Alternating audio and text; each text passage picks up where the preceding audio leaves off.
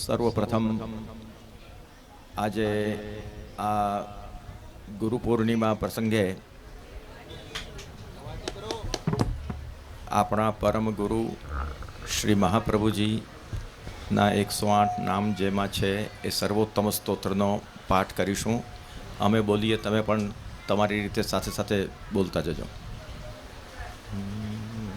પ્રાકૃત ધર્માનાશ્રયમપ્રાકૃત નિખિલ ધર્મ રૂપમિતિ નિગમ પ્રતિપાદ્યં યત્તચ્છુદ્ધં સાકૃતિ સ્તૌમિ કલિકાલતમશ્છન્ન દૃષ્ટિત્વાદ વિદુષામપી સંપ્રત્યવિષયસ્તસ્ય માહાત્મ્યં સમભૂદ્ભુવિ દયયા નિજમાહાત્મ્યં કરિષ્યन् પ્રકટં હરિः વાણ્યા યદા તદા સ્વાસ્યં પ્રાદુર્ભૂतं ચકારહિ પિદુર્બોધં સુબોધં સ્યાદ્યથા તથા તન્નામાષ્ટોત્તરશतं પ્રવક્ષ્યામ્યખિલાગરુત ऋषिरग्निकुमारस्तु नाम्नां छन्दो जगत्यसौ श्रीकृष्णास्यं देवता च बीजं कारुणिकः प्रभुः विनियोगो भक्तियोगप्रतिबन्धविनाशने कृष्णाधरामृतास्वादसिद्धिरत्र न संशयः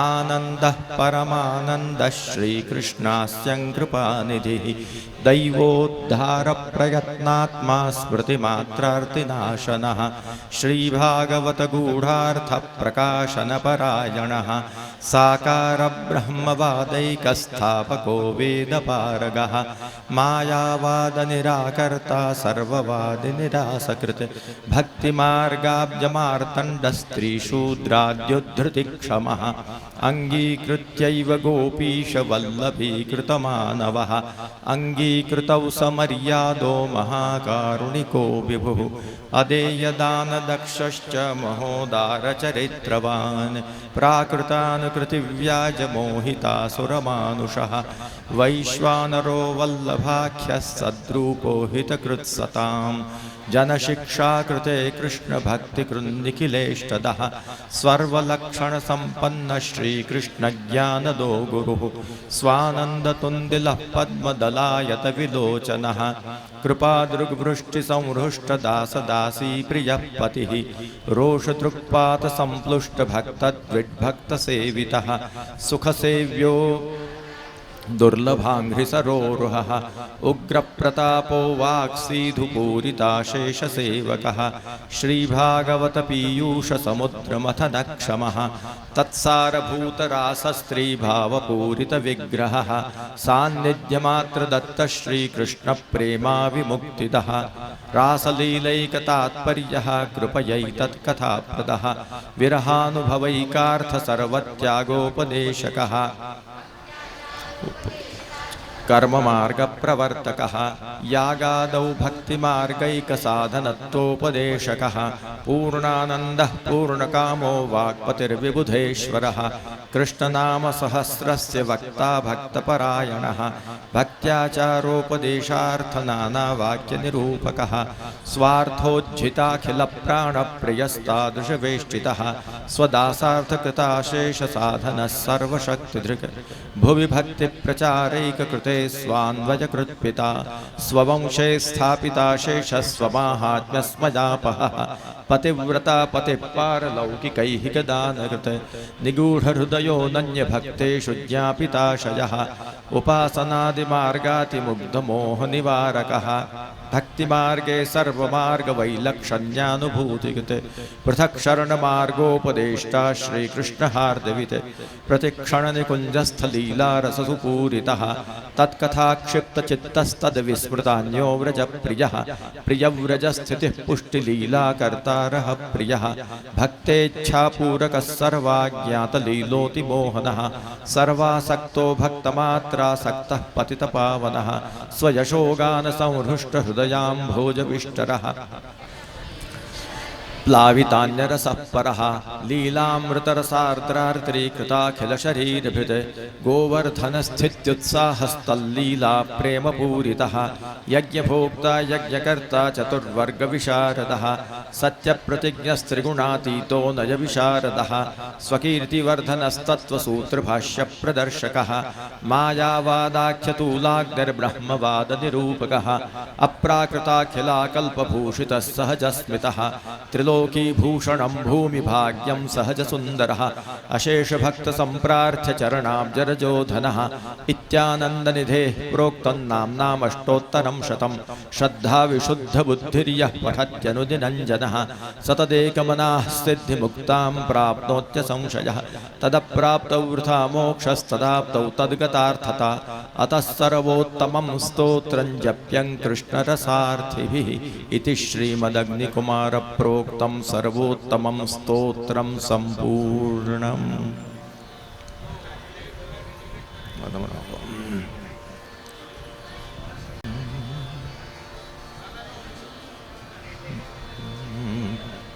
नमामि श्रीबालकृष्णं यशोदोत्सङ्गलालितं पूतनासुपयः रक्षिताशेषबालकं चिन्तासन्तानहन्तारो यत्पादाम्बुजरेण वः स्वीयानान्तान् निजाचार्यान् प्रणमामि मुहुर्मुहुः यदनुग्रहतो जन्तुः सर्वदुःखातिगो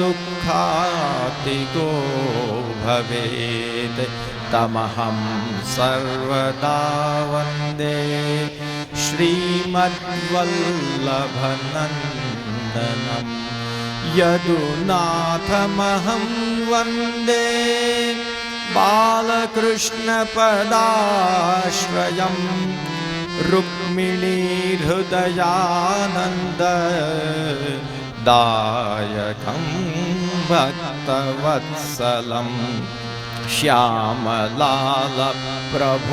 वन्दे स्वामिनी संयुतं सदा व्यक्तानुभावं स्वाचार्य निधिं नित्यं कृपाधिकं गुरुर्ब्रह्मा गुरुर्विष्णुः गुरुर्देवो महेश्वरः गुरुः साक्षात् परं ब्रह्म तस्मै श्री गुरवे नमः अज्ञानतिमिरान्धस्य ज्ञानाञ्जनशलाकया चक्षुरुन्मीलितं येन तस्मै श्री गुरवे नमः पुष्टिमार्गीय सर्वज्ञः करुणारसपूरितः श्रेष्ठफलप्रदाता च तस्मै श्री गुरवे नमः गोपीपतिसमारम्भां श्रीविष्णुस्वामिमध्यमाम् अस्मदाचार्यपर्यन्तां वन्दे गुरुपरम्परां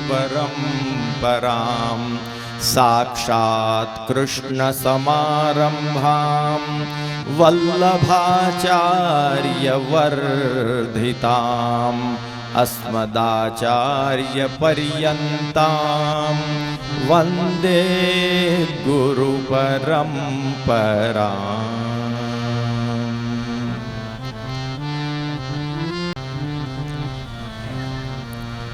भाग्यवान वैष्णवजनों, કેટલા વાગ્યા છે? કેટલા વાગ્યા છે?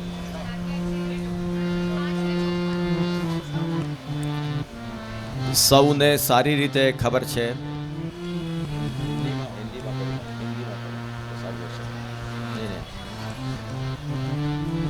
सबको अच्छी तरह से विदित है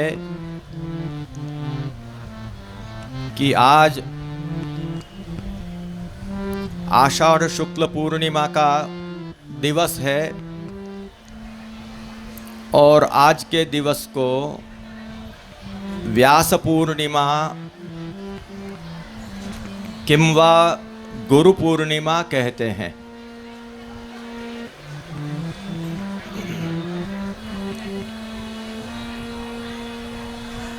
शांति रखो, मूंगा रो भाई, आसपास जे थाय ते थवा दो, सांभळवामां ध्यान आपो, आसपास ध्यान नहीं आपो, सांभळवामां ध्यान आपो। आज के दिन को गुरु पूर्णिमा भी कहते हैं।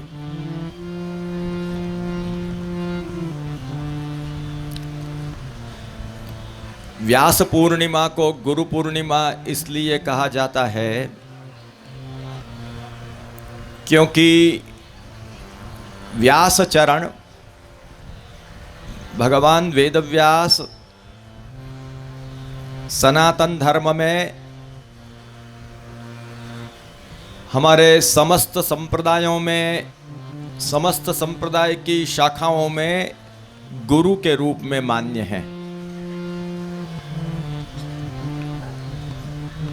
हमारे श्री महाप्रभु जी भी व्यास चरणों के लिए आज्ञा करते हैं कि व्यासः अस्माकं गुरुः। तो इस प्रकार से समस्त संप्रदायों में व्यास जी गुरु के रूप में मान्य हैं। अतएव व्यास पूर्णिमा को गुरु पूर्णिमा भी कहा जाता है।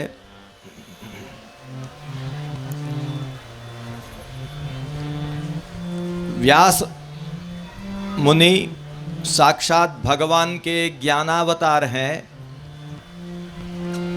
भगवान का जो दिव्य ज्ञान, भगवान में विराजमान अखंड नित्य जो दिव्य ज्ञान, वो दिव्य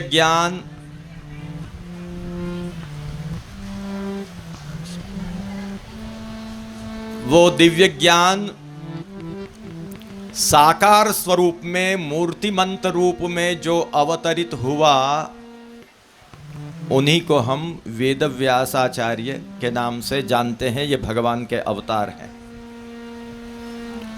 वेदव्यास जी जैसा कि इनका नाम है, उन्होंने वेद की विविध शाखाओं की व्यवस्था की। इतना ही नहीं, पुराणों की भी व्यवस्था की। और इस प्रकार से आज व्यास पूर्णिमा, गुरु पूर्णिमा के दिन हम लोग यहाँ पर उपस्थित हैं। आज का दिवस विशेष रूप से श्री गुरु के महात्म्य का अनुसंधान करके धन्यता अनुभव करने का दिवस है।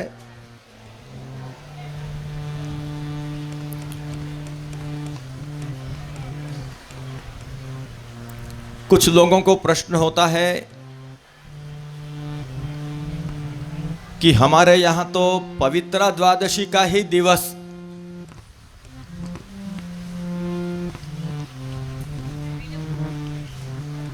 गुरु को अपनी भावना समर्पित करने का होता है। कुछ लोग तो यहाँ तक कह देते हैं कि गुरु पूर्णिमा हमारे यहाँ है ही नहीं। ठीक बात है कुछ हद तक, परंतु ये याद रखने का है कि विदेशी संस्कृति में जिस प्रकार अलग अलग लोगों के लिए अलग अलग विषय को लेकर तत्त विशेष दिवस मनाए जाते हैं। फादर्स डे, मदर्स डे इत्यादि, टीचर्स डे। इस प्रकार से हमारी संस्कृति में कोई आज गुरुज डे नहीं है। हमारे यहाँ गुरु की आवश्यकता और उनका महत्व हमारे जीवन में हर पल होने के कारण सर्वदैव गुरु का महत्व है। सदा ही हमारे लिए, सभी दिन हमारे लिए गुरु भावना समर्पित करने का दिन है, गुरु के चरणों में अपनी भावना समर्पित करने का दिवस है। परंतु उन दिनों में भी साल भर के पूरे 365 नहीं 360 हम बोलेंगे, 360 दिन में भी कई दिन विशेष दिन माने जाते हैं जो गुरु के प्रति अपनी भावना समर्पित करने के लिए शास्त्रों में कहे गए हैं, जिसमें पूर्णायाम गुरुवारे च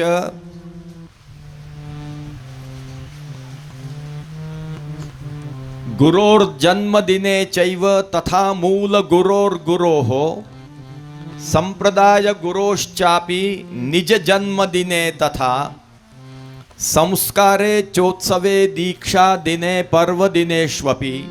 ये सब दिन गिने जाते हैं।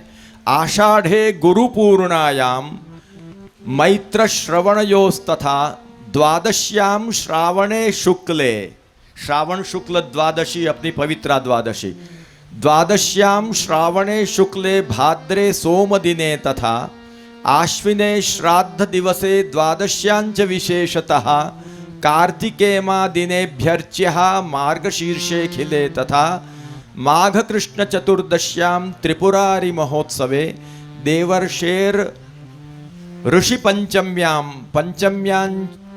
पंचम्यांचा स्वपे हरेः चैत्रा माह दिवसे जन्मोत्सवे नारायण प्रभोः विशेषार्चा प्रकर्तव्या आचार्यस्य महात्मनः कृते शतगुणम पुण्यम दुख हान्यै सुखाय च।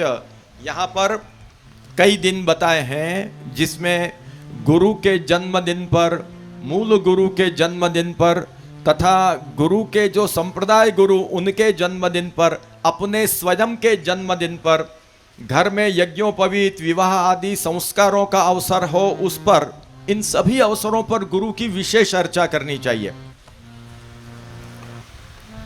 जिस दिन हमने मंत्रोपदेश लिया हो, दीक्षा ली हो, दीक्षा के दिन, जिस दिन दीक्षा ग्रहण की हो उस दिन, पर्वों के दिन, पर्व माने पूर्णिमा अमावास्या के दिन, उसमें भी आषाढ़ मास में गुरु पूर्णिमा पर अनुराधा नक्षत्र एवं श्रवण नक्षत्र में श्रावण मास के शुक्ल पक्ष की द्वादशी यानी पवित्रा द्वादशी पर इत्यादि इत्यादि काफी कुछ लिखा है।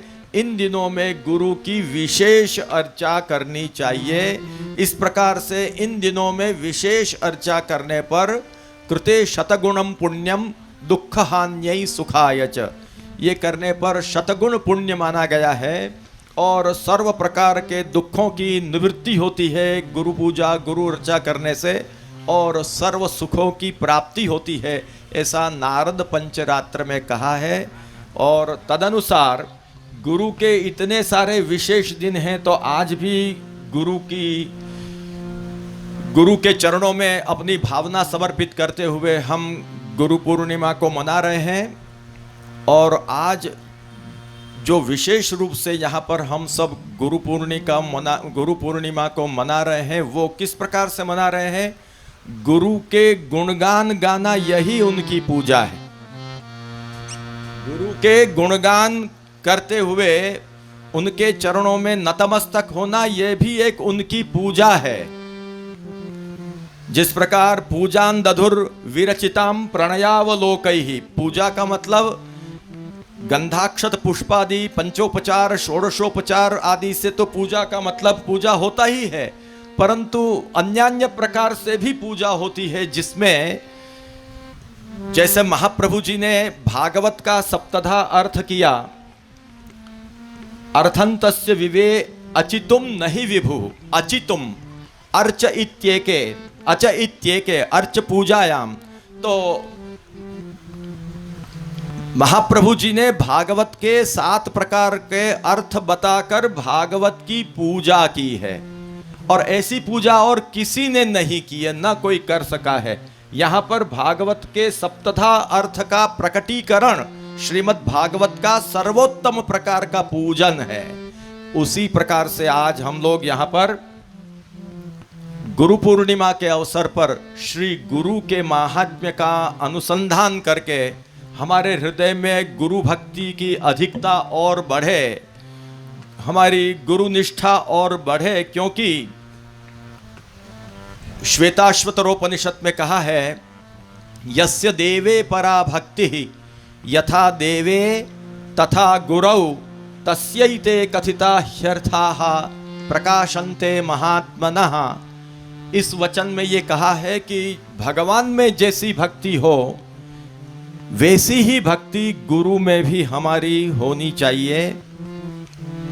तभी वेदादि शास्त्रों में, उपनिषदों में, समस्त शास्त्रों में जो रहस्य बताया गया है वह रहस्य हमें ज्ञात हो सकता है।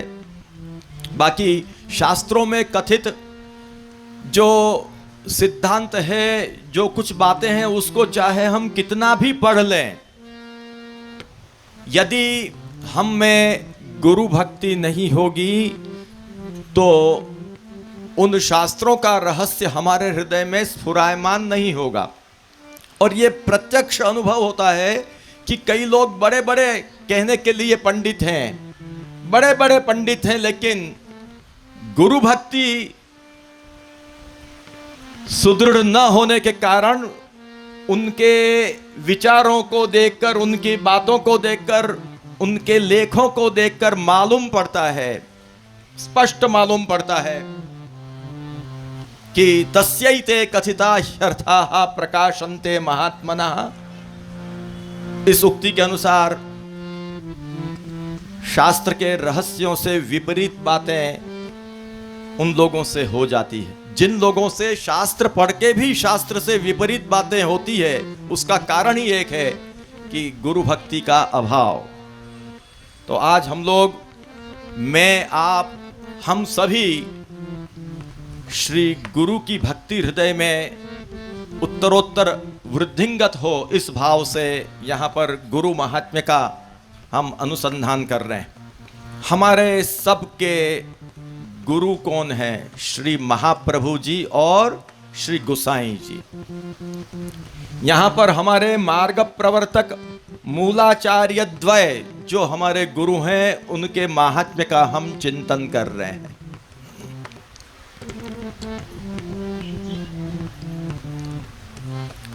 सबसे पहली बात तो यह है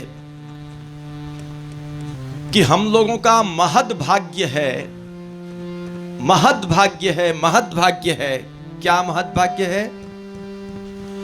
कि भगवान कृष्ण स्वयं श्री वल्लभ और श्री विट्ठल के रूप में अवतरित हुए हमारे गुरु के रूप में। भगवान श्री कृष्ण स्वयं हमारे लिए, तो भगवान श्री कृष्ण स्वयं श्री वल्लभ विट्ठल के नाम से गुरु रूप में अवतरित हुए हैं। हमारे गुरु कोई सामान्य गुरु नहीं है, साक्षात भगवान श्री कृष्ण ही वल्लभ और विट्ठल के रूप में हमारे लिए अवतरित हुए हैं। और हमको अपने सेवक के रूप में आपने स्वीकार किया है, ये हमारा बहुत बड़ा भाग्य है। हमारे गुरु कोई सामान्य गुरु नहीं है। तो क्या चाहिए?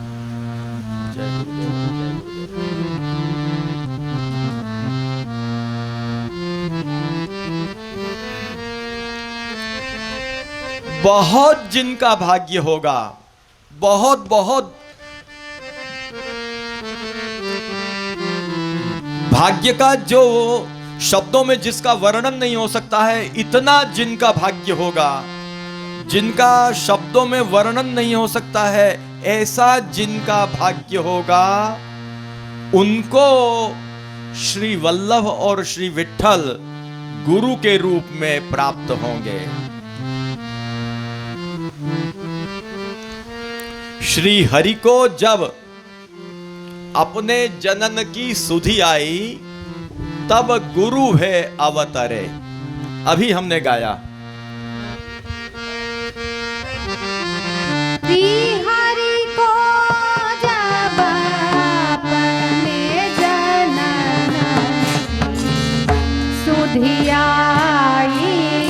तब गुरु है अवतरे।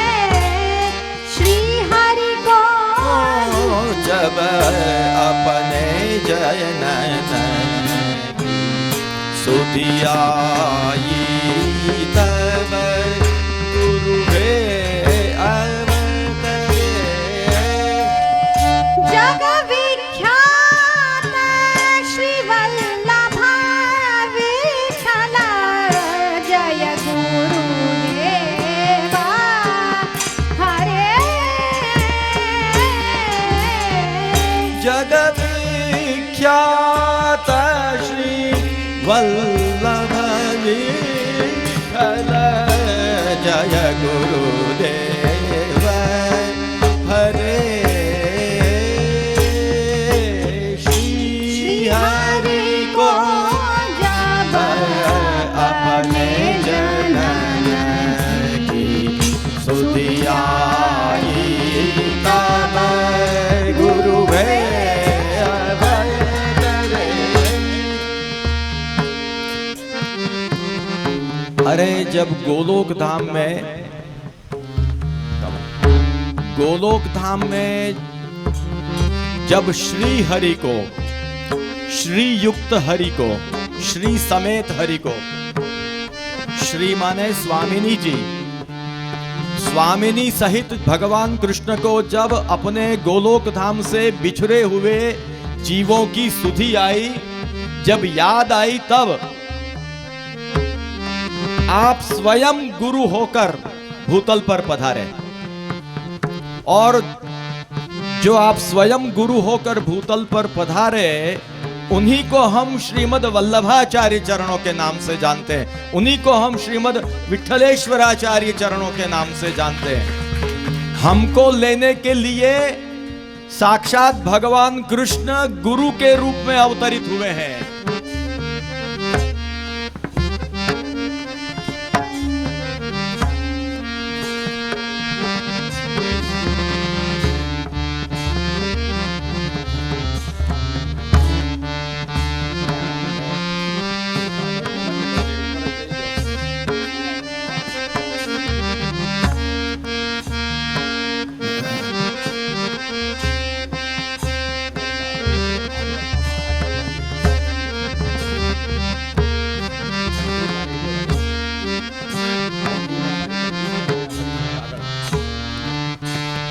तो अब सोचिए कि हम कितने भाग्यशाली हैं, भाग्यशाली हैं कि नहीं, जिनके लिए प्रभु स्वयं भूतल पर पधारे, हमारे जैसे तुच्छ जीवों के लिए। और हमारे लिए पधारे हैं, ये कैसे हम कह सकते हैं? हम अवश्य कह सकते हैं, क्योंकि हमको ऐसे गुरु की शरण मिली है।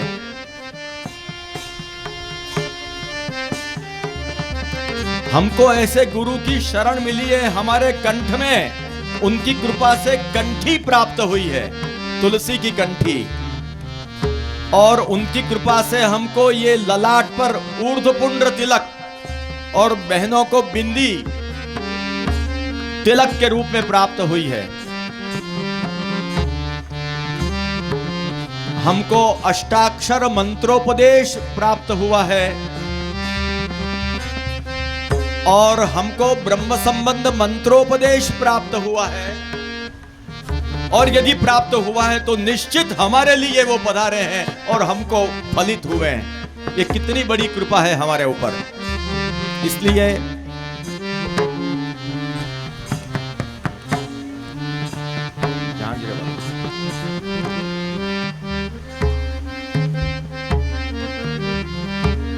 महद्भाग्यम महद्भाग्यम कृष्णो वल्लभ विठ्ठलौ भूत्वा स्वयं गुरुतयोद्धारार्थं नः समागतः महद्भाग्यम महद्भाग्यम कृष्णो वल्लभ विठ्ठलौ भूत्वा स्वयं गुरुतयोद्धारार्थं नः समागतः।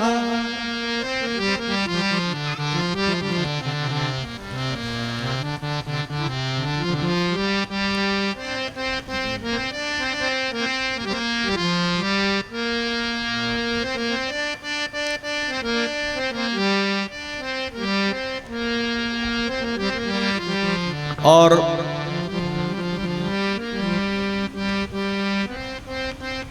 आप लोग जब इतने भाग्यशाली हैं,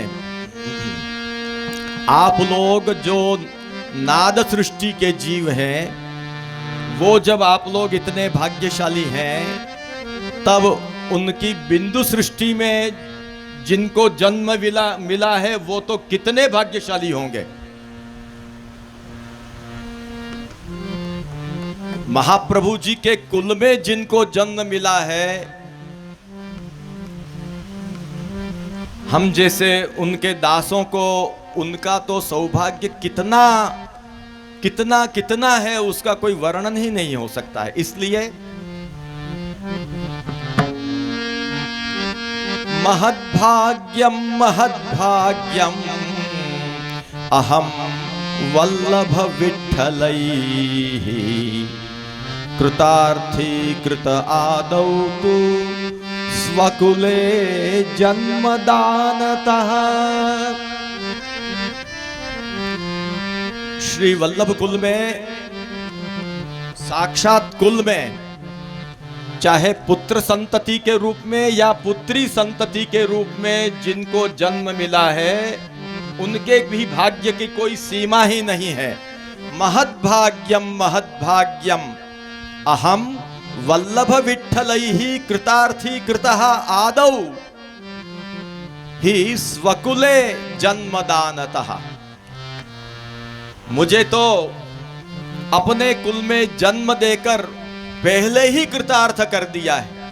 प्रथम तो कुल में जन्म प्राप्त होने के कारण ही कृतार्थ था, और फिर उनकी कृपा से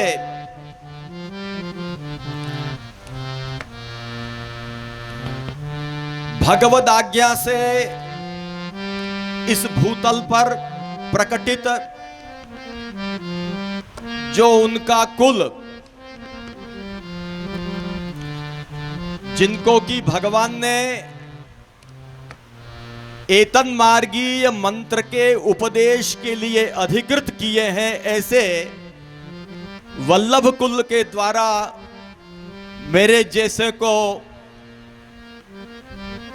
अष्टाक्षर मंत्रोपदेश और ब्रह्म संबंध समर्पण गद्य मंत्र का उपदेश प्राप्त हुआ। ये कितना मेरा भाग्य है। दो दो प्रकार से भाग्य प्राप्त हुआ कि एक तो कुल में जन्म प्राप्त हुआ, मैं मेरे लिए ये भावन कर रहा हूं। आप लोग जब अपने आप में इतना विलक्षण भावन कर रहे हैं, नाद सृष्टि होकर आप जब इतना बड़ा भावन कर रहे हैं, तो हमारे लिए तो उससे भी अधिक भावन का सुअवसर प्रभु ने प्रदान किया कि ऐसे वल्लभ कुल में जन्म मिला है जिसको कि शौक्ल जन्म कह सकते हैं। शौक्ल जन्म, तीन प्रकार के जन्म हैं, शौक्ल, सावित्र और याज्ञिक। तो शौक्ल जन्म में भी साक्षात वल्लभ कुल में जन्म हुआ, और फिर मंत्रोपदेश के द्वारा द्वितीय जन्म हुआ। और वो भी मंत्रोपदेश कौन के द्वारा? वल्लभ कुलोत्पन्न, जिनको भगवान ने ही एतन मार्गीय मंत्रद्वय के उपदेश के लिए अधिकृत किए हैं। ऐसे द्वारभूत जो श्रीमद् वल्लभ कुल, उनके द्वारा मंत्रोपदेश प्राप्त हुआ। याद रखिए, जिस प्रकार आप लोग सब अनुयायी जन जिस प्रकार अष्टाक्षर मंत्रोपदेश ग्रहण करते हैं, ब्रह्म संबंध मंत्रोपदेश ग्रहण करते हैं, उसी प्रकार संप्रदाय प्राप्ति के लिए हम लोग वल्लभ कुल में जो हमारा जन्म हुआ है, वल्लभ कुलोत्पन्न हम लोग भी साक्षात भगवान के मुख से प्रकटित और साक्षात श्री महाप्रभु जी के मुख से प्रकटित यदुक्तम तात चरण ही श्री कृष्ण शरणम मम, इस अष्टाक्षर मंत्र के उपदेश को प्राप्त करते हैं और ब्रह्म संबंध मंत्र के उपदेश को प्राप्त करते हैं। तो हम लोगों का तो कितना बड़ा सौभाग्य है। इसीलिए मन में यह भाव स्फुरा था। ये सब भाव तो कोरोना के काल में, जब और कोई कार्य नहीं था, उस समय हृदय में स्फुरा था। तब स्वमहत भाग्य भावनम के रूप में यह साकार हुआ है। तो महत भाग्यम अहम वल्लभ विठ्ठलैः, आदर में बहुवचन है। कृतार्थी कृतः आदौ तु स्वकुले जन्मदानतः।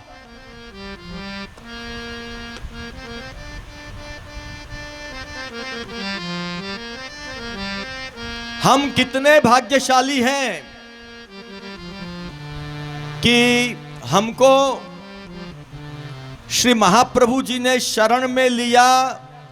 हमको श्री महाप्रभु जी रूप आचार्य चरणों ने, हमको श्री महाप्रभु जी रूप मूल मार्ग प्रवर्तक आचार्य चरणों ने भगवद आज्ञा से प्रकटित अपने कुल के द्वारा, जो कि द्वारभूत गुरु हैं, उनके द्वारा हमको मंत्रोपदेश दिलवाया। इतना ही करके आप निश्चिंत नहीं हुए। हम लोगों के लिए सौभाग्य की बात यह है कि मात्र मंत्रोपदेश दिलवाकर देकर महाप्रभु जी निश्चिंत नहीं हुए हैं। हमेशा हमेशा के लिए हमारे जैसे जीव जो भक्ति मार्ग में साधना के पथ पर जो अग्रसर हो रहे हैं, उनको आप दोनों तरफ से, एक तरफ से श्रीमद् विठ्ठलेश प्रभु चरण और एक तरफ से श्रीमद् वल्लभ महाप्रभु चरण, दोनों हमारे हाथ को पकड़ने के लिए दोनों ओर विराजमान रहते हैं। कहीं हम गिर न जाएं, कहीं हमको कोई ठोकर न लग जाए। इस तरह से हमारी रक्षा करते हुए अगल बगल दोनों तरफ हमारे दोनों गुरु सदैव हमारी संभाल लेते हैं। हमारी, आज की भाषा में कहें तो हमारी केयर कर रहे हैं। इसीलिए कहा महद्भाग्यम महद्भाग्यम महद्भाग्यमहो मम, महद्भाग्यम महद्भाग्यम महद्भाग्यमहो मम, दृढ़ं करावुभयतो धृतौ वल्लभ विठ्ठलैः। देखो कितनी निश्चिंतता है।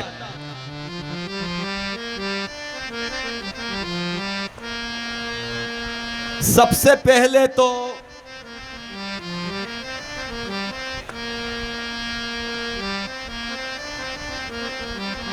सबसे पहले तो इस मार्ग में जो चलते हैं, इस मार्ग में जो चलते हैं उनको पड़ने का, माने गिरने का ठोकर लगने का कोई अवसर ही नहीं है। कोई डर ही नहीं है। महाप्रभु जी ने पहले ही कहा है, मार्गोऽयं सर्वमार्गाणाम् उत्तमः परिकीर्तितः यस्मिन् पातभयं नास्ति मोचकः सर्वथा यतः। क्या कहा है महाप्रभु जी ने इसमें कि मार्गोऽयं सर्वमार्गाणाम् उत्तमः परिकीर्तितः। ये जो पुष्टि भक्ति मार्ग है वो सभी मार्ग में उत्तम है। जिस मार्ग में गिरने का कोई डर नहीं है, यस्मिन् पात भयं नास्ति, जहां पर गिरने का कोई डर नहीं है, ठोकर लगने का कोई डर नहीं है। इतना ही नहीं, मोचक सर्वथा यतः, यह मार्ग सर्वथा मोचक है, विशिष्ट प्रकार की मुक्ति देने वाला है, नित्य लीला प्राप्ति रूपी मुक्ति देने वाला है, गोलोक धाम की प्राप्ति रूपी मुक्ति देने वाला है। भगवान का गोलोक धाम में कैंकर्य और उनके सेवन का सौभाग्य प्रदान करने वाला यह मार्ग है। तो विचार करिए कि इतना महाप्रभु जी ने ऐसा सुंदर मार्ग बनाया है कि जहां कोई गिरने पड़ने का डर नहीं है, फिर भी हमारे श्री महाप्रभु जी और गुसाई जी को इतने अपने जीवों की चिंता है, इतनी चिंता है कि एक तरफ से महाप्रभु जी मानो, दूसरी तरफ से श्री गुसाई जी। हमारे जैसे जैसे बच्चा चलता हो तो बच्चे के दोनों हाथ पकड़कर, दोनों बाह उसकी पकड़कर माता पिता जैसे उसको चलाते हैं, उस प्रकार श्री महाप्रभु जी की कृपा, श्री गुसाई जी की कृपा ही मानो हमारे दोनों तरफ से हमारा आधार बने हुए हैं। और महाप्रभु जी गुसाई जी हमारे गुजराती में कहिए तो बावड़ा ने पकड़ी ने अमने चलावी रहा छे। आ કેટલું આપણું सौभाग्य છે, कितना बड़ा हमारा सौभाग्य है, ये विचार करने की जरूरत है। ऐसा है ना, कहीं ऐसा है कि पद्म पुराण में लिखा है,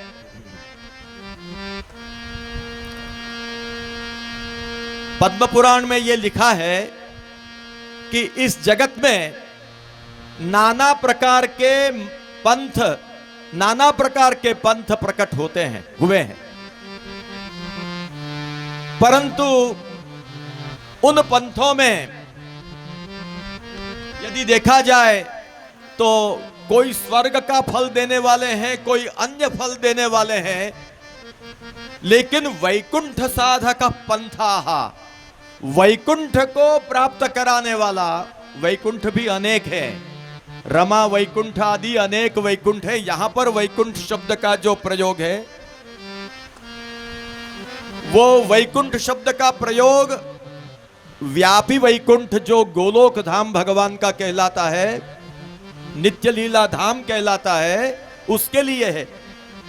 तो जगत में बहुत से मतांतर, बहुत से पंथ देखने को मिलेंगे और उन फलों के द्वारा तत्त फल प्राप्त होंगे, लेकिन भगवान का जो व्यापी वैकुंठ धाम, जो भगवान का नित्य जो गोलोक धाम है, उसकी प्राप्ति नहीं हो सकती।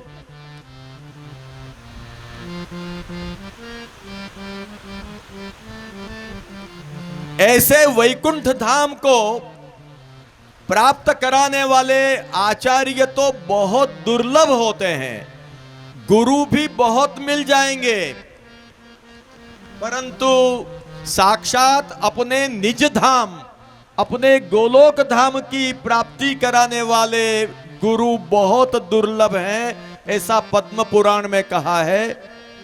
इसलिए हमें ये सोचना है कि हमारे महाप्रभु जी कितने कृपालु हैं अभी हमने क्या कहा? पुष्टि मार्गीय सर्वज्ञ करुणा रस पूरितः श्रेष्ठ फल प्रदाता। महाप्रभु जी जो हैं वो श्रेष्ठ फल देने वाले हैं। श्रेष्ठ फल यानी साक्षात भगवान कृष्ण रूपी फल। अर्थात हम जो इतने अनंत वर्षों से भटक रहे हैं, हमको उनकी कृपा से ऐसा परम पद प्राप्त उनकी कृपा से होता है कि जहां जाने के बाद आनंद ही आनंद है, परमानंद ही परमानंद है, आनंद ही आनंद है। ऐसा जो परम व्यापी वैकुंठ धाम, उसकी प्राप्ति कराने वाले गुरु बहुत दुर्लभ है, ऐसा कहा गया है। परंतु हमको ऐसे गुरु मिले जो हमको ऐसे गोलोक धाम की प्राप्ति करावे। क्योंकि महाप्रभु जी के लिए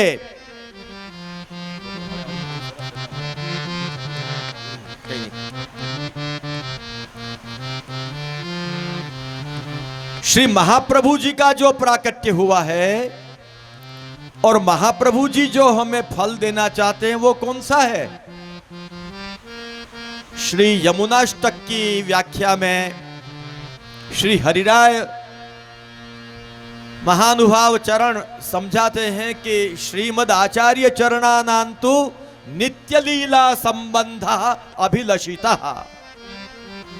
अपने शरण में आए हुए जो फलमुख अधिकार वाले जीव हैं, उनको साक्षात भगवान की नित्य लीला का, गोलोक धाम का संबंध कराना, जहां से वे जीव बिछुरे हैं, उनको उस परम धाम की पुनः प्राप्ति कराना, इसी के लिए तो महाप्रभु जी भूतल पर अवतरित हुए हैं।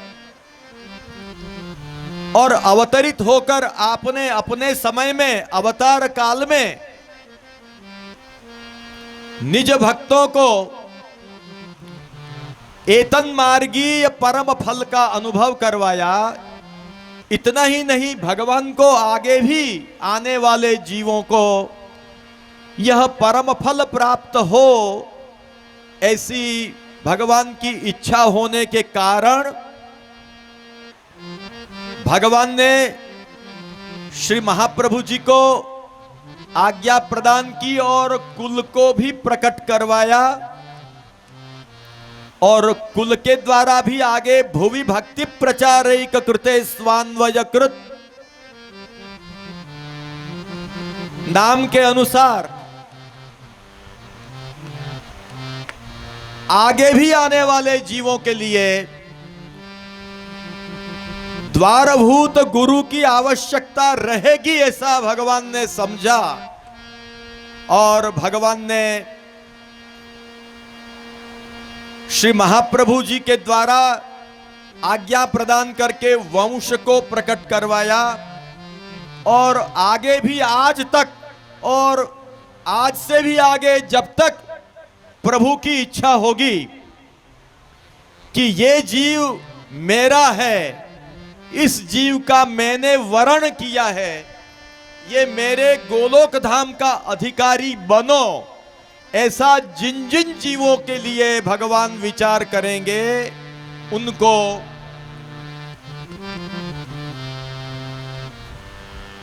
द्वारभूत गुरु के द्वारा मंत्रोपदेश प्रदान करवा के वो ही फल जो भगवान को अभिलषित है, वो उनको भगवान प्रदान करेंगे। इसलिए याद रखना भाग्यवान वैष्णव जनों कि ये जो परम फल है, ये परम फल केवल और केवल श्री महाप्रभु जी की कृपा से ही प्राप्त हो सकता है, अन्यथा नहीं हो सकता है। इसीलिए कहा है, चिंतामणिर लोक सुखम सुरद्रुः स्वर्ग संपदम प्रयच्छति गुरु प्रीतः वैकुंठम योगी दुर्लभम। चिंतामणि होता है, चिंतामणि के पास जो मांगो वो मिल जाता है, लेकिन वो सब लौकिक पदार्थ होते हैं। सुरद्रुहु स्वर्ग संपदम, सुरद्रु माने कल्पतरु, स्वर्ग में जो कल्पतरु है वो भी स्वर्गीय पदार्थों को देता है। परंतु प्रयच्छति गुरु प्रीतः, गुरु यदि प्रसन्न हो जाए, श्री महाप्रभु जी यदि प्रसन्न हो जाए, गुसाई जी प्रसन्न हो जाए, प्रयच्छति गुरु प्रीतः वैकुंठम योगी दुर्लभम, बड़े बड़े योगियों को भी जो दुर्लभ है ऐसे व्यापी वैकुंठ का दान कर देते हैं। ऐसा महात्म्य हमारे श्री महाप्रभु जी का, हमारे श्री गुरु का है। तो ये याद रखने का है कि ये जो मार्ग है वो हर किसी के लिए नहीं है। महाप्रभु जी के द्वारा जो भगवान ने मार्ग प्रकट करवाया है वो हर किसी के लिए नहीं है, परंतु जिनकी याद भगवान ने की गोलोक धाम में, जिनका भगवान ने स्मरण किया कि वो मेरे जीव जो किसी अपराध से इस धाम में से बिछुड़े हैं, लौकिक भाव मत करो, इस धाम में से बिछुड़े हैं और भूतल पर अनंतानंत जन्म ले चुके हैं, ले रहे हैं,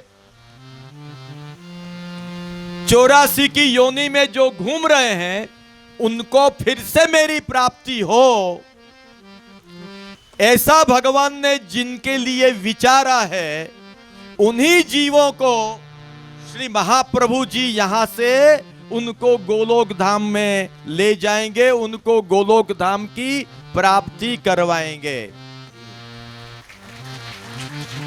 सबको नहीं, हमको ये विचार करने का है कि क्या मेरा उसमें मेरा भी नाम होगा, ये सोचने का है। जरा शांति से ये सोचना कभी कि महाप्रभु जी जिन जीवों को लेने के लिए पधारे हैं, क्या उन जीवों के लिस्ट में मेरा भी नाम होगा या नहीं।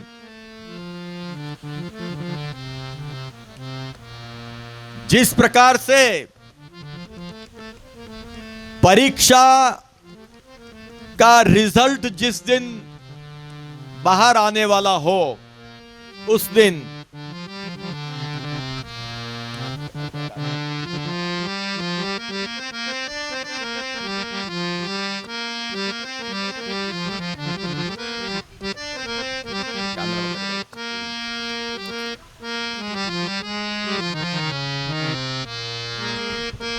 तो जिस दिन रिजल्ट आने वाला हो, उस दिन जिन्होंने परीक्षा दी हो वो सब जाते हैं। क्या देखने के लिए जाते हैं कि वहां जो लिस्ट लगा हो उसमें मेरा नाम कहीं है कि नहीं। अपने नाम को खोजते हैं कि, और चित्त अधीर हो जाता है कि अरे अभी तक नहीं आया, अभी तक नहीं आया, अभी तक नहीं आया, आगे शायद होगा। इतनी उत्कंठा से हम हमारे नाम को ढूंढते हैं कि हमको इसमें हमारा उल्लेख हुआ है कि नहीं, हम पास हुए कि नहीं। जिस प्रकार एक छात्र हमेशा ये सोचता है परीक्षा देने के बाद कि रिजल्ट में उत्तीर्ण लोगों में मेरा नाम आएगा कि नहीं, आएगा कि नहीं, आया कि नहीं, उसकी जिस प्रकार उसको उत्कंठा रहती, वैसी उत्कंठा भाग्यवान वैष्णव जनों हमको हृदय में होनी चाहिए कि हम शरण में तो आ गए, लेकिन हमारे में क्या ऐसा आचरण है, क्या हम में इस प्रकार की मार्ग निष्ठा है, किस बात से हमारा नाम गोलोक धाम में जाने वालों में होगा। यह विचार करने की जरूरत है। क्या हमारे में आचरण है, क्या हमारे में गुरु भक्ति है, क्या हमारे में भगवत भक्ति है। भक्ति मार्ग के क्या हमारे में सिद्धांत है, कुछ नहीं है। विचार तो आना ही चाहिए कि क्या उन भाग्यवान जीवों में हमारा नाम होगा या नहीं। कभी ऐसा विचार आया हमको? आज ही 2-3 जने हमारे पास आए। एक ने कहा कि मैं 15 साल पहले मैंने आपका ब्रह्म संबंध आपसे लिया था, आज मुझे 15 साल बाद ये लाभ मिला आपके पास आने का। एक दूसरा भी आया था, उसने भी 20 साल का उल्लेख किया। एक तीसरा भी आया था। एक व्यक्ति तो उसमें से नक्की करके गया है कि हर रविवार को मैं आऊंगा और मुझे कौन से समय पर मैं मिल सकता हूं पूछा तो मैंने उनको राजभोग के समय 11 साढ़े 11 के बाद मैंने समय भी दिया है।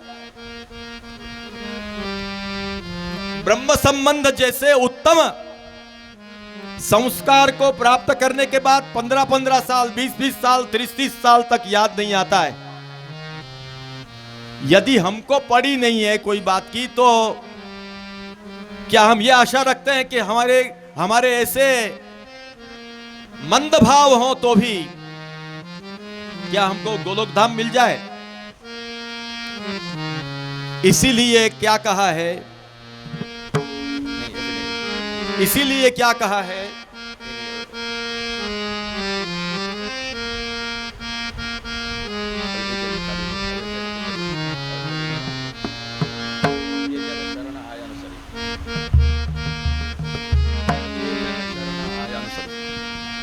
जे जन शरण आया अनुसरहि, गहि सोपत श्री गोवर्धन नाथे,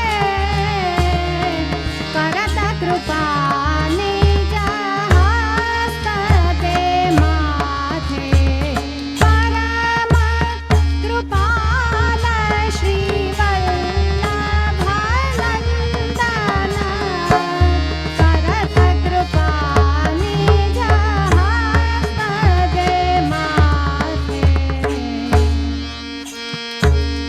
हमको क्या बताया है? जे जन शरण आय अनुसरहि।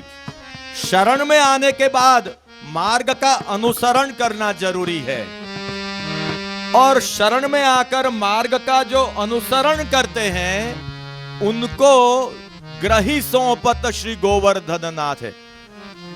उनको लेकर के आप गोवर्धन नाथ के चरणों में उनको सौंपते हैं। परंतु मार्ग में आकर अनुसरण करना जरूरी है कि नहीं है?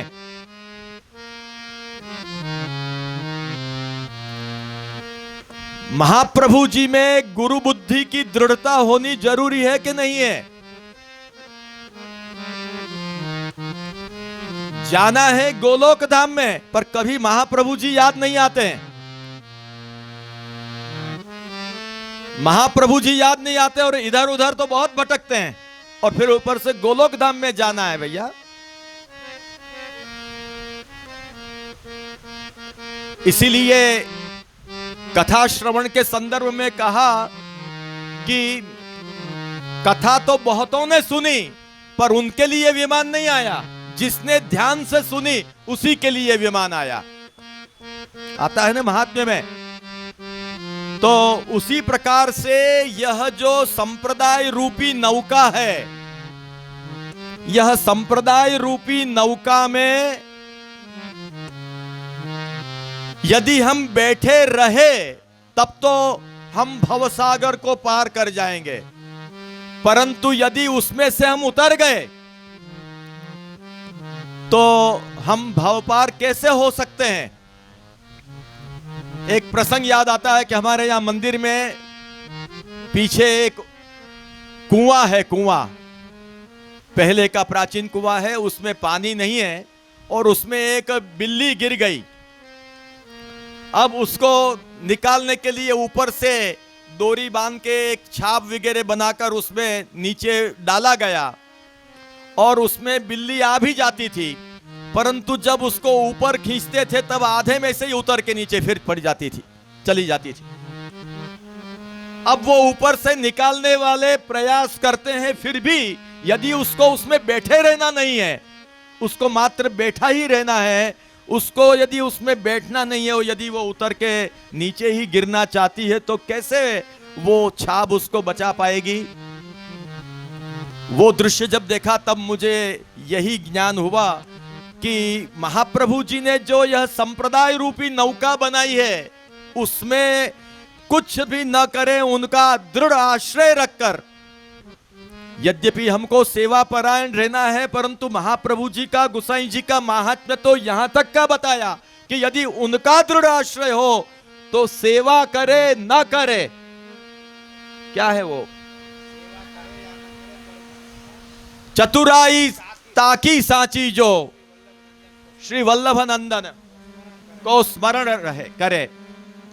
तो कहने का मतलब यह है, सूरदास जी ने भी इसीलिए अंत में क्या कहा, श्री वल्लभ नख चंद्र छटाबिन सब जग माज अंधेरो भरोसो दृढ़ इन चरणन केरो। तो श्री वल्लभ का, श्री विठल का एक आश्रय रखना बहुत जरूरी है। ये संप्रदाय रूपी नौका हमें प्राप्त हुई है। श्रीमद् भागवत में दशम स्कंद में देवताओं ने भगवान की स्तुति करते हुए कहा है,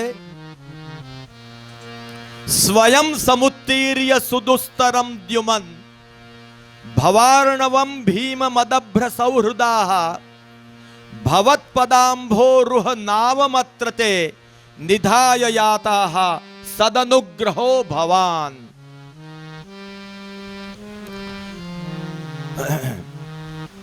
हमारे जो ऐसे आचार्य हुए हैं,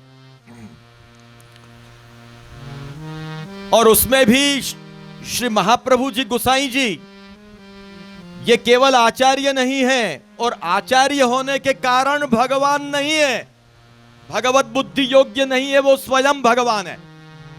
अजायमानो बहुधा विजायते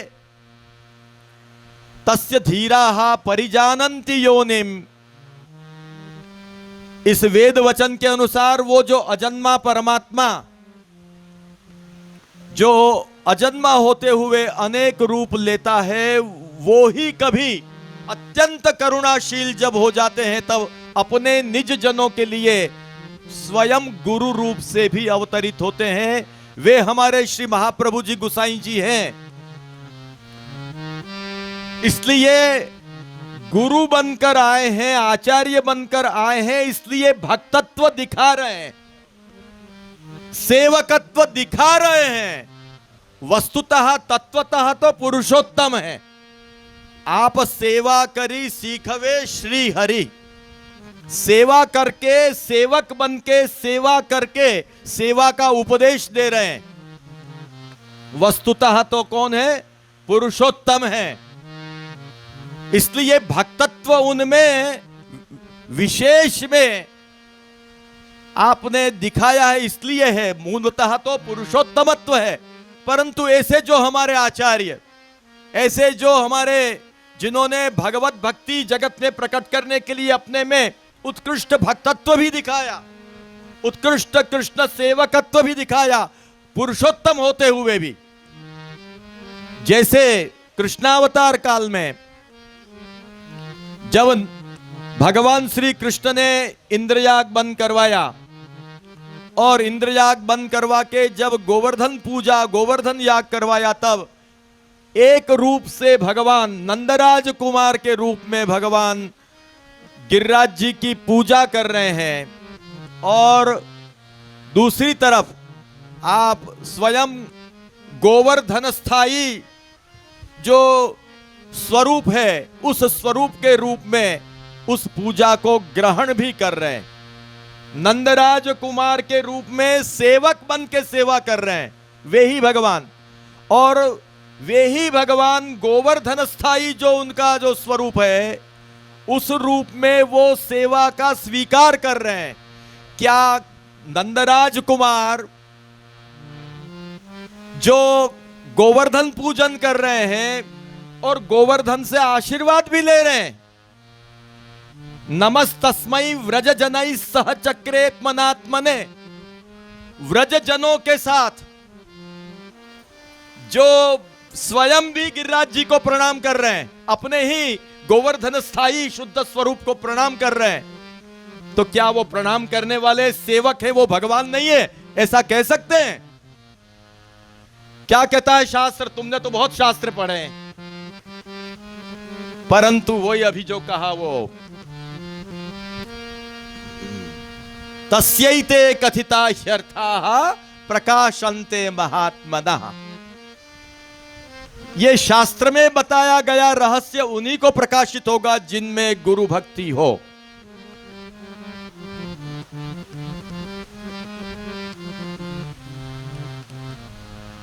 जरा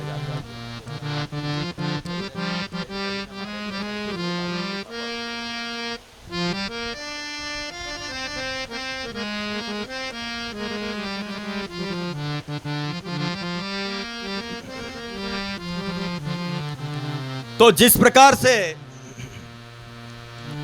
प्रकार से भगवान कृष्ण के लिए वो सेवक बनकर प्रणाम कर रहे हैं, पूजा कर रहे हैं, आशीर्वाद ले रहे हैं, ये देखकर कोई कहे कि ये पुरुषोत्तम नहीं है। अरे कृष्ण ने ही कहा है कि चलो अपन सब उनकी प्रणाम करें, अपन सब उनकी आराधना करें। तो क्या भगवान कोई आराधना किसी की करता है? परंतु ऐसा नहीं होता है। नंदराज कुमार भी साक्षात पुरुषोत्तम है, साक्षात पुरुषोत्तम है। भागवत में यह सब स्पष्ट है। और उसी प्रकार से जब भगवान की आज्ञा से एक रूप में वैश्वानरावतार के रूप में, वैश्वानर के रूप में आज्ञा का ग्रहण किया, और वे ही आज्ञा देने वाले भी वो स्वयं। वस्तुतः देखा जाए तो स्वस्यैव आत्मानुभाव प्रकटन हृदय से कहना चाहिए, वो न कह करके तस्यैव आत्मानुभाव प्रकटन हृदय से कहा। इसमें अवतार रूप और मूल रूप दोनों का निर्देश करने के लिए यह कहा गया है। तो कहने का मतलब यह है कि हमारे महाप्रभु जी और गोसाई जी साक्षात पूर्ण पुरुषोत्तम हैं, और पूर्ण पुरुषोत्तम होते हुए भी आपने भक्तत्व अधिक में दिखाया है।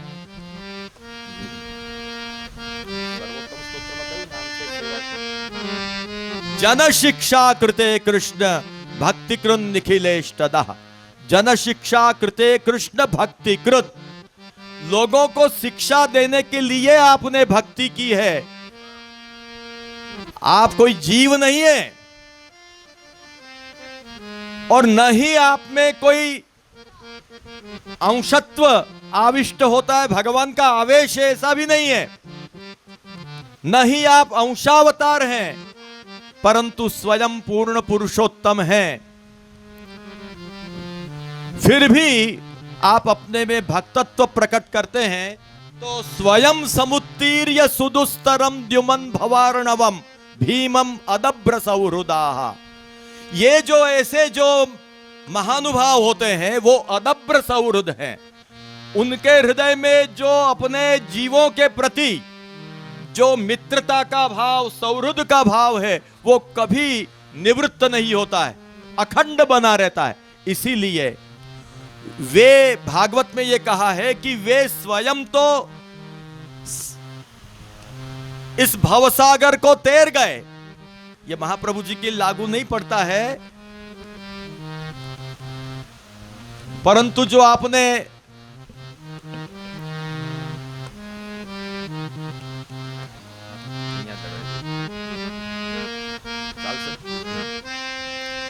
तो इस श्लोक में यह कहा गया है कि ऐसे ऐसे जो भगवान के विशिष्ट कृपा पात्र महानुभाव हो गए, वो ऐसा जो भयानक, जिसको तैरना बहुत कठिन है, ऐसे भवसागर को स्वयं तैर गए,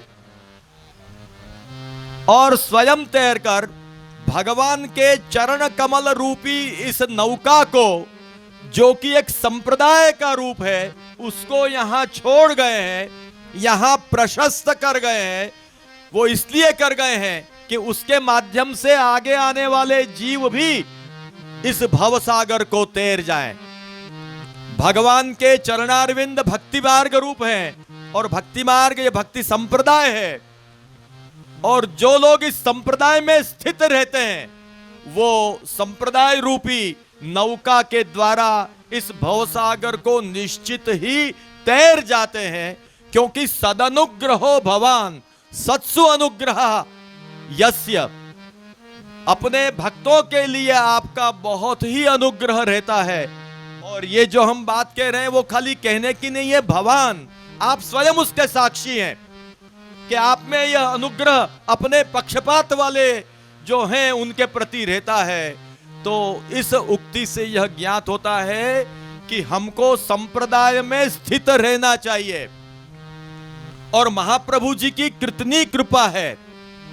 भक्ति हंस ग्रंथ में बड़ा सुंदर इस विषय पर प्रकाश डाला गया है कि आज यद्यपि महाप्रभु जी श्री गुसाई जी अवतार काल के रूप में, उनका अवतार काल नहीं चल रहा है, साक्षात हम दर्शन कर सकें इस रूप में महाप्रभु जी गुसाई जी नहीं हमको दर्शन दे रहे। अवतार काल नहीं है, अनवतार काल है। और इसीलिए अनवतार काल में भी संप्रदाय का रहना बहुत जरूरी है। यह समझिए, बहुत समझने का रहस्य है। संप्रदाय रूपी नौका का रहना बहुत जरूरी है। यदि संप्रदाय रूपी नौका आगे नहीं रही तो आगे आने वाले जीव किसके आश्रय से भवसागर को पार करके सामने और पल्ली पार जो गोलोक धाम है वहां पहुंचेंगे। इसलिए संप्रदाय की स्थिति रहना बहुत जरूरी है। संप्रदाय नौका है। यह संप्रदाय का क्या मतलब है? संप्रदाय का मतलब बहुत ध्यान से समझिए।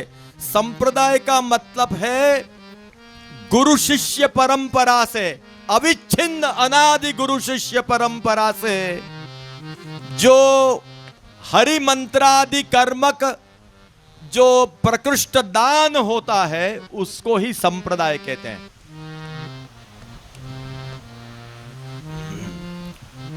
ऐसा कहा है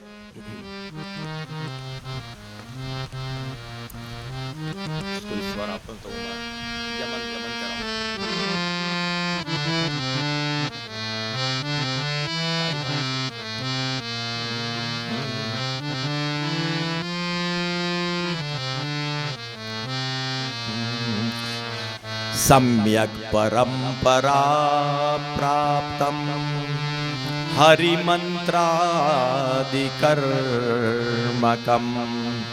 सर्व प्रकर्षवद्दानम संप्रदायः इहोच्यते। हम लोग रोज बोलते हैं संप्रदाय संप्रदाय संप्रदाय, रोज बोलते हैं। और ये बाहर वालों ने, बहिर्मुख जनों ने तो संप्रदाय शब्द को इतना दूषित कर दिया कि संप्रदाय बनाया, संप्रदायवाद भड़काया जा रहा है, सांप्रदायिकता भड़काई जा रही है। ये संप्रदाय नहीं है। और लोगों ने आंग्ल संस्कृति के प्रभाव से पढ़े हुए लोगों ने संप्रदाय माने वाड़ापंथी, वाड़ापंथी ये बधी नाना नाना बधा वाड़ाओ बनावी देवा, उसको संप्रदाय ये भ्रांत लोग बोलते हैं। संप्रदाय शब्द जो है वो हमारा वैदिक शब्द है और बड़ा ही विशुद्ध, बहुत दिव्य अर्थ धारण किए हुए है। संप्रदाय इसका मतलब है इसमें सम यह उपसर्ग है और प्र दो उपसर्ग पूर्वक दा धातु से यह शब्द बना है। दा माने दान के अर्थ में दा धातु आता है। दान को पहले तो आप संक्षेप में समझिए, दान को संप्रदाय कहते हैं। दान, दान को संप्रदाय कहते हैं। दान पर कैसा दान? जो सम्यक हो और प्रकृष्ट हो। तो सम्यक्त्व क्या है उसका? सम्यक्त्व माने परंपरा प्राप्त दान, वो सम्यक दान हुआ। और फिर दान तो किसी भी वस्तु का हो सकता है, किसी भी वस्तु का हो सकता है, लेकिन वो दान प्रकृष्ट दान नहीं कहा जाता है। जब भगवान संबंधी मंत्र आदि का जब दान होता है, ब्रह्म विद्या आदि का जब दान होता है तो वो प्रकृष्ट माने श्रेष्ठ प्रकार का दान कहा जाता है। तो श्रेष्ठ प्रकार का दान, और वो भी परंपरा प्राप्त, गुरु शिष्य परंपरा से जो चला आ रहा है, उस प्रकार से गुरु शिष्य परंपरा से होने वाला जो उत्कृष्ट प्रकार का दान, उसको संप्रदाय कहते हैं। ध्यान में आया? संप्रदाय माने सम्यक प्रकृष्ट दान। सम्यक्त्व क्या है? गुरु परंपरा प्राप्तत्व। हमारे यहां पर कोई भी मंत्र ऐसा नहीं है कि मेरे पुस्तकों में तो आज सब कोई मंत्र लिखे हुए होते हैं, बड़े बड़े मंत्र महोदधि इत्यादि बड़े बड़े ग्रंथ में दुनिया भर के मंत्र सब लिखे हुए हैं।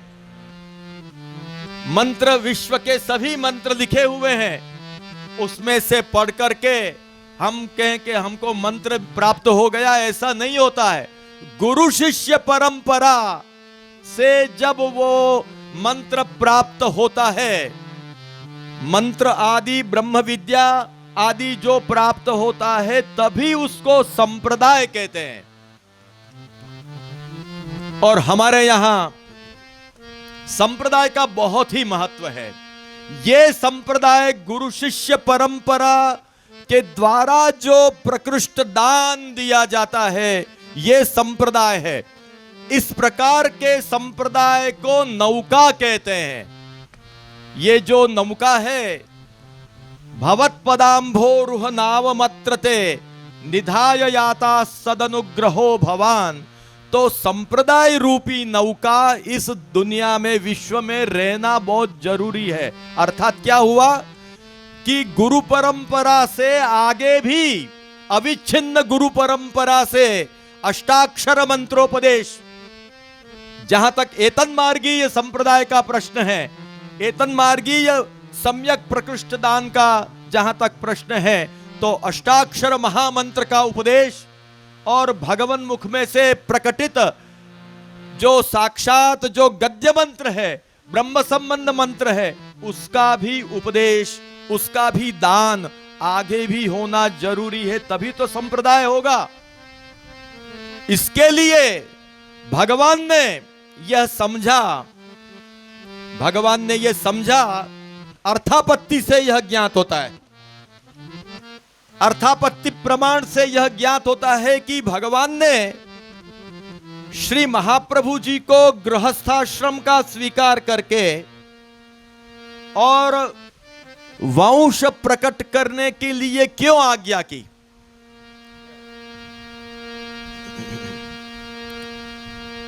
भगवान ने जब महाप्रभु जी को गृहस्थाश्रम का स्वीकार करके जब स्वयं प्रकट होने की इच्छा व्यक्त की, तब महाप्रभु जी ने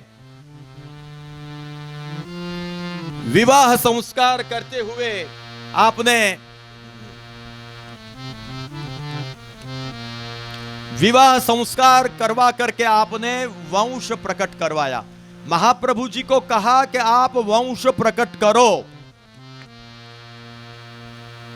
और केवल आज्ञा ही नहीं की। ये सब ध्यान में रखने लायक बातें हैं। इतनी आपकी उसमें भगवान का इतना उसमें अभिनिवेश है, भगवान का इतना उत्कट उसमें अभिलाष है कि भगवान स्वयं वंश के रूप में प्रकट हुए। सर्वप्रथम कौन प्रकट हुए? श्री गोसाई जी। भगवान संप्रदाय को आगे के लिए रखना चाहते हैं। केवल महाप्रभु जी को प्रकट करवा के और 84 252 इत्यादि, और महाप्रभु जी ने कोई 84 वैष्णव और गोसाई जी ने केवल 252 वैष्णवों को ही शरण लिया, ऐसा नहीं है। श्री गोसाई जी ने भी लाखों लाखों लाखों जीवों को शरण में लिया है। श्री महाप्रभु जी ने भी अपना प्रमेय बल दिखाकर जब प्रकट हुए, उस समय प्राकट्य मात्र से ही लाखों लाखों तामसी जीवों का उद्धार कर दिया है, केवल प्राकट्य मात्र से। ये सब चंपारण्य का सब आपका सब चरित्र है। तो उस समय लाखों लाखों जीवों को तो शरण में ले लिया, लेकिन अभी बहुत लाखों लाखों जीव बाकी थे आज तक के, और संभव है कि आगे जहां तक होंगे वो बाकी रहे। उनके लिए संप्रदाय को रखना जरूरी था। और भगवान चाहते तो गुरु शिष्य परंपरा के रूप में भी संप्रदाय को प्रवृत्त करवा सकते थे। गुरु शिष्य परंपरा क्यों नहीं आई अपने यहां? अन्यान्य संप्रदायांतरों में जिस प्रकार से गुरु शिष्य परंपरा है, उस रूप में भी संप्रदाय प्रवर्तित हो सकता था। भगवान को क्या आज्ञा थी?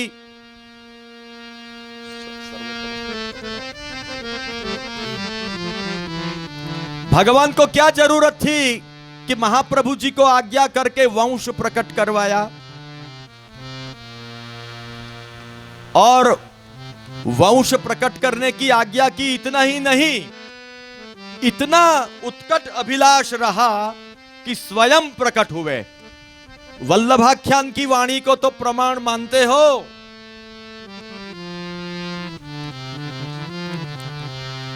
तुम्हारे गुरुओं ने वल्लभाख्यान पर तो बहुत कुछ लिखा है।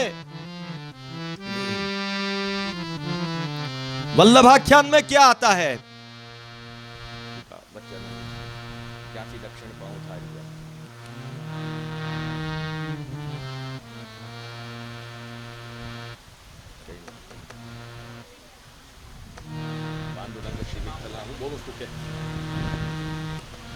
वल्लभाख्यान में क्या आता है? ત્યાંથી દક્ષિણ પાઉં ધારિયા પાંડુરંગ શ્રી વિઠ્ઠલનાથ નેત્ર મળતા વાત કીધી વચન આઈઠું હાથ વચન નિશ્ચય શ્રીનાથે માંગ્યું કીધી શ્રી વલ્લભજી શું વાત અમને તે ઈચ્છા તે હશે જે હું નંદન તમે तात ત્યાંથી દક્ષિણ પાઉં ધારિયા પાંડુરંગ શ્રી વિઠ્ઠલનાથ નેત્ર મળતા વાત કીધી વચન દીધું હાથ વચન નિશ્ચય શ્રીનાથે માંગ્યું કીધી શ્રી વલ્લભજી શું વાત અમને તે ઈચ્છા એ હશે જે હું નંદન તમે तात यहां पर स्पष्ट रूप से कहा है कि पृथ्वी परिक्रमा करते करते जब श्री महाप्रभु जी आप पांडुरंग विठलनाथ जी पंढरपुर पधारे, उस समय जब नेत्रों से नेत्रों का परस्पर मिलन हुआ भगवान के साथ, तब भगवान ने नेत्रों से नेत्रों को मिलाते हुए महाप्रभु जी से वार्तालाप किया और वचन लिया कि मुझे आपके यहां प्रकट होना है। आप मुझे वचन दो कि आप मेरे पिता के रूप में फलित हो और मैं आपके यहां पुत्र के रूप में नंदन आपको मैं आनंदित करने के लिए पुत्र रूप से प्रकट हूं। तो वचन निश्चय श्रीनाथे मांग्यू कीधी श्री वल्लभजी शू વાત અમને તે ઈચ્છા એ હજે હું નંદન તમે तात। तो वचन निश्चय श्रीनाथे मांग्यू। देखिए यहां भी ध्यान देने लायक बात है। सामने कौन है? विठलनाथ जी हैं, परंतु वचन किसने लिया? पुत्र रूप में प्रकट होने का कौन वचन ले रहे हैं? वचन निश्चय श्रीनाथे मांग्यू। पांडुरंग विठलनाथ जी ने नहीं। स्थल पांडुरंग विठलनाथ जी, वहां सन्मुख पांडुरंग विठलनाथ जी हैं, पर उस समय पांडुरंग विठलनाथ जी में भी स्वाविष्ट मूल रूप से यह वचन मांगा है। यह कैसे हो सकता है? तो इस प्रकार इसकी उपपत्ति होती है कि जैसे रामावतार काल में जब भगवान दंडकारण्य पधारे तो दंडकारण्य में 16,000 ऋषि कुमार तपस्या कर रहे थे। उन 16,000 ऋषि कुमारों को भगवान के सौंदर्य का दर्शन करके, कोटि कंदर्पाधिक लावण्य का दर्शन करके मन में रिरमसा भाव प्रकट हुआ। उस समय जो रिरमसा भाव उनके हृदय में प्रकट हुआ, वो जो कोटि कंदर्पाधिक लावण्य जो उस समय लावण्यानुभूति उन ऋषि कुमारों ने की, वो कौन से? रामावतार कालीन लावण्य का अनुभव नहीं किया, स्वाविष्ट मूल रूपेण जिस स्वरूप का अनुभव किया ऋषि कुमारों ने, और रिरमसा भाव जगने पर उन्होंने जो प्रार्थना की, तब भगवान ने कहा कि अभी नहीं, प्राप्ते सारस्वते कल्पे व्रजे गोप्यो भविष्यथ, आगे सारस्वत कल्प में तुम्हारी भावना पूर्ण होगी। तो यह जो वरदान दिया था, जिस रूप का दर्शन करवाया था उनको और वर दिया था, उसी रूप से आना जरूरी था भगवान को। नहीं तो उस समय भी करवा सकते थे। नहीं, इसलिए नहीं कि जिस रूप से दर्शन दिया, जिस रूप से दर्शन दिया, अपने मूल रूप से दर्शन दिया और जो स्वरूप का उन्होंने अनुभव किया, उसी रूप में उनके लिए फलित होना जरूरी था। इसीलिए वे प्रभु मूल रूप जो श्री कृष्ण है, वो सारस्वत कल्प में प्रकट होकर पधारे और ऋषि कुमारों को उन्होंने वहां, उन ऋषि कुमारों का भी 16 सहस्र कुमारिकाओं के रूप में जन्म हुआ गौड़ देश में। नंदराय जी उनको अपने घर में लाए और उनके लिए भगवान फलित हुए। इस प्रकार व्रज में भगवान को प्रकट होना पड़ा। यदि राम रूप से वरदान दिया होता तो उसी रूप में उनको, जिस रूप से वचन दिया था, उस रूप में फिर से पधारना होता, परंतु ऐसा नहीं। तो कहने का मतलब यह है कि स्वाविष्ट मूल रूप से, जैसे रामायण काल में वहां पर मूल रूप से वरदान दिया, उसी प्रकार से यहां पंढरपुर में श्री विठलनाथ जी के सन्मुख विठलनाथ जी विराजमान है, पर उनमें साक्षात गोवर्धन धरण का आविर्भाव होकर और आपको बातचीत कर रहे हैं। और वचन निश्चय श्रीनाथे मांग्यू की थी श्री वल्लभ जी शू बात, हमने ते इच्छा एह जे हूं नंदन तमे तात। हम ये बात कर रहे हैं, संप्रदाय को यहां रखना जरूरी था। आचार्य चरण तो उनका तो तब तक विराजना संभव ही नहीं था। महाप्रभु जी को क्यों वहां बड़े बड़े ऋषि मुनियों का, अरे बिल्व मंगलाचार्य जी 700 वर्ष भूतल पर विराजे।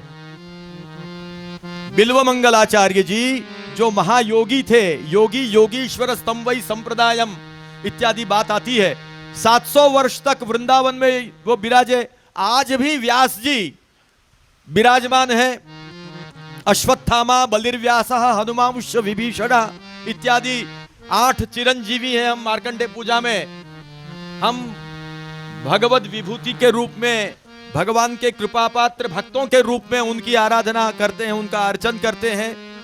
तो महाप्रभु जी भी क्यों 700 वर्ष 800 वर्ष, जब तक संप्रदाय की जरूरत हो, जब तक जीव, अंतिम जीव जब तक आ जाने वाला है, तब तक ये संप्रदाय भूतल पर रहेगा। तो महाप्रभु जी भी क्यों न विराजे, परंतु महाप्रभु जी तो कैसे वहां से पधारे हैं, इसकी तो हमको कल्पना ही नहीं है। श्री महाप्रभु जी का सर्वस्व श्री ठाकुर जी हैं, परंतु ऐसे अपने सर्वस्व को भी छोड़कर छाड़ निज धाम विश्राम भूतल कियो, जैसे यमुना जी भूतल पर पधारे अपने जीवों के लिए, प्रभु की लीला जगत में प्रकट हो और लीला के सौकर्य के लिए जैसे श्री यमुना जी पधारे, उसी प्रकार श्री महाप्रभु जी तो अपने सर्वस्व प्रभु की नित्य लीला में आप आनंद ले रहे हैं, फिर भी प्रभु की इच्छा थी कि आप जीवों का उद्धार करो। आपके सिवा जीवों का कोई उद्धार नहीं कर पाएगा, क्योंकि मेरा अनवतार काल चल रहा है। मेरे अनवतार काल में शास्त्र द्वारैव मोचकः, यह मेरी मर्यादा है कि शास्त्र के द्वारा ही मुक्ति मिलेगी। और शास्त्र में श्रीमद् भागवत शास्त्र सर्वोपरि है। भागवत का जो रहस्य है वो जब तक लोगों को बताया नहीं जाएगा, वो जगत में प्रकट नहीं होगा, तो भक्ति मार्ग कैसे प्रकट होगा? मेरा अभिलषित भक्ति मार्ग कैसे प्रकट होगा?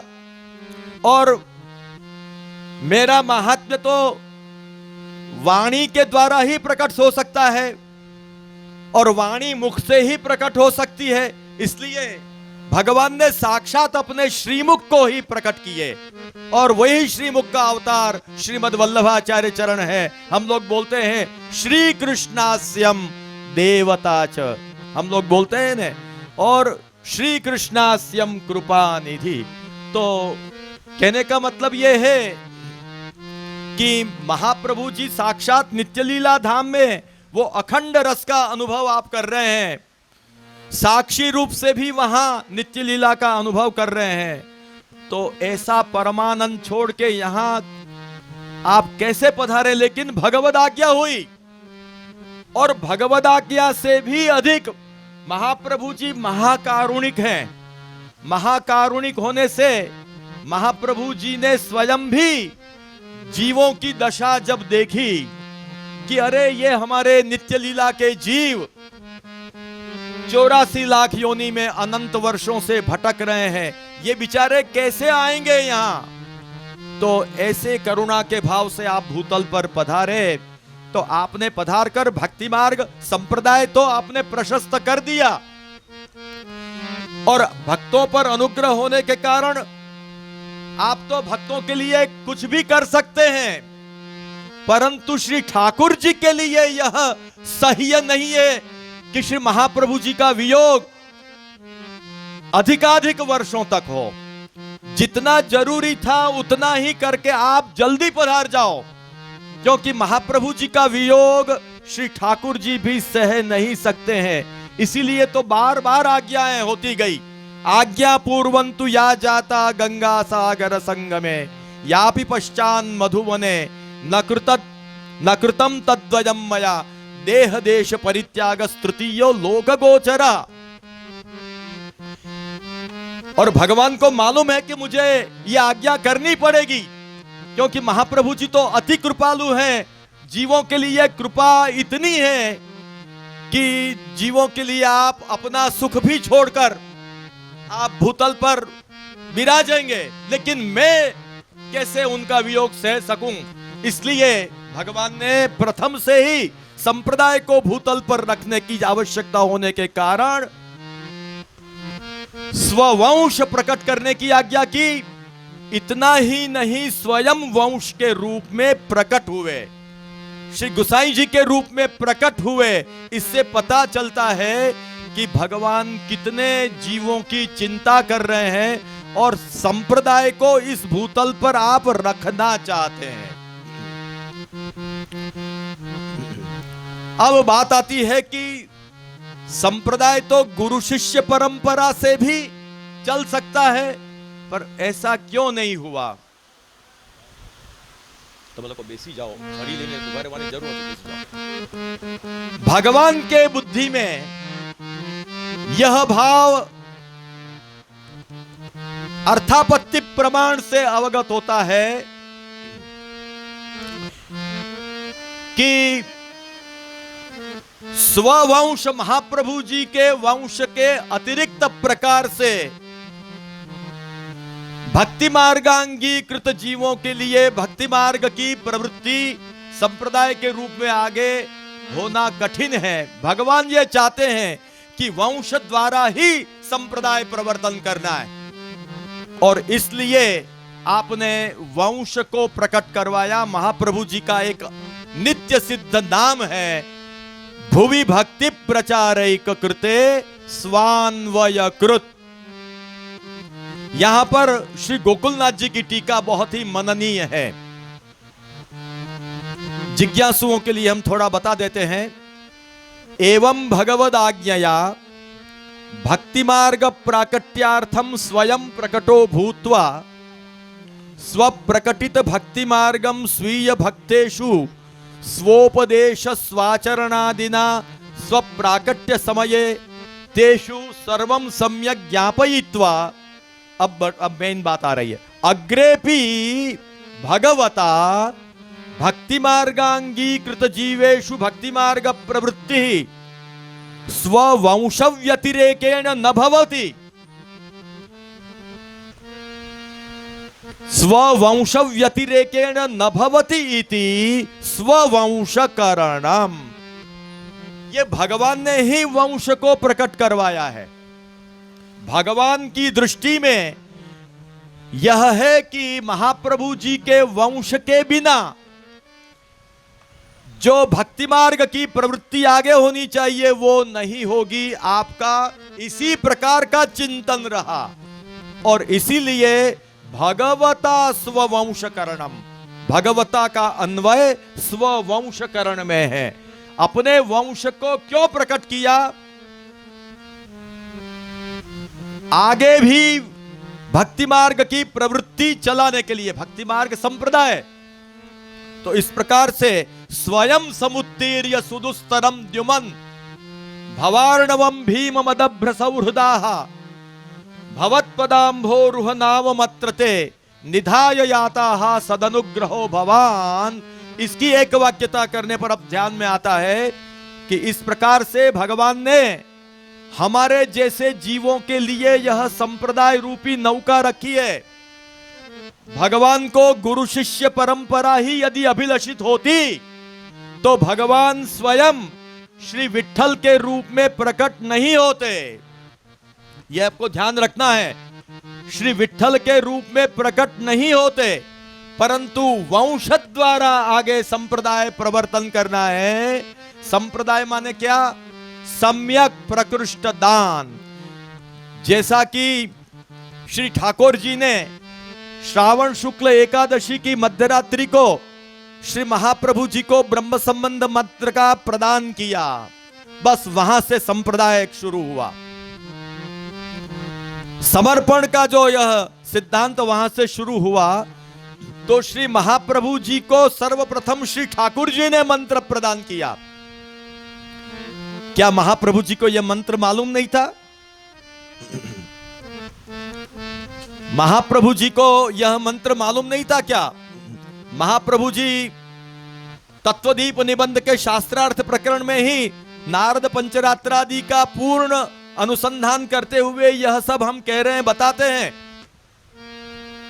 तो पंचरात्राद्यागम में जो कुछ वस्तु है, क्या महाप्रभु जी को मालूम नहीं थी?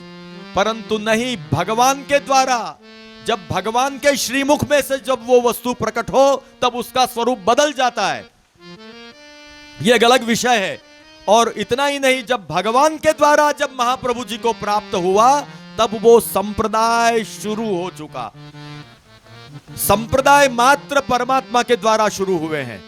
संप्रदाय ऐसा नहीं कि कोई संस्था है अपने मन से कोई कर ले। इसलिए कोई मन से, अपने मन से पढ़ करके मंत्र ले ले तो वो संप्रदाय प्राप्ति हुई नहीं कहलाएगी। तो क्या हुआ? भगवता स्ववंशकरणम, भगवान ने ही महाप्रभु जी के वंश को प्रकट करवाया है। क्योंकि गुरु शिष्य परंपरा से भगवान को संतोष नहीं है, अभिलषित नहीं है, इसलिए स्वयं भी वंश रूप में प्रकट हुए। तो इस प्रकार से विचार करने पर क्या सिद्ध हुआ कि श्री महाप्रभु जी के द्वारा यह संप्रदाय शुरू हुआ और वो संप्रदाय आज भी विद्यमान है।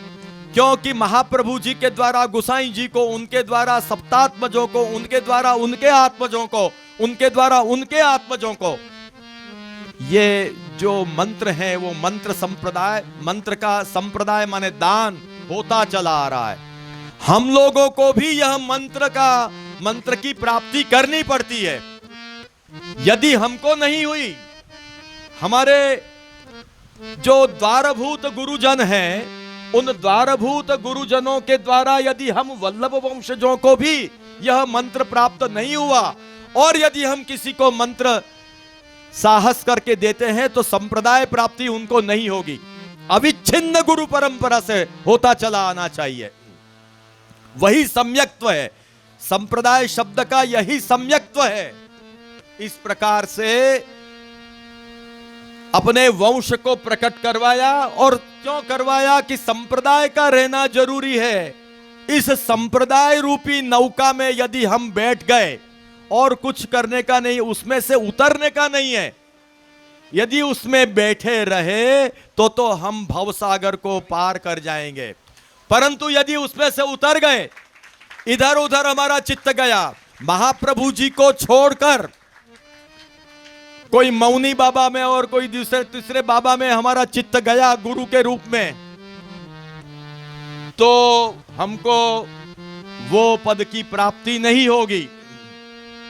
ठाकुर जी बराबर ये देखते हैं, ठाकुर जी बराबर ये देखते हैं कि महाप्रभु जी को मैंने भेजे हैं, उनके द्वारा जो आएगा उनको हम शरण में लेंगे।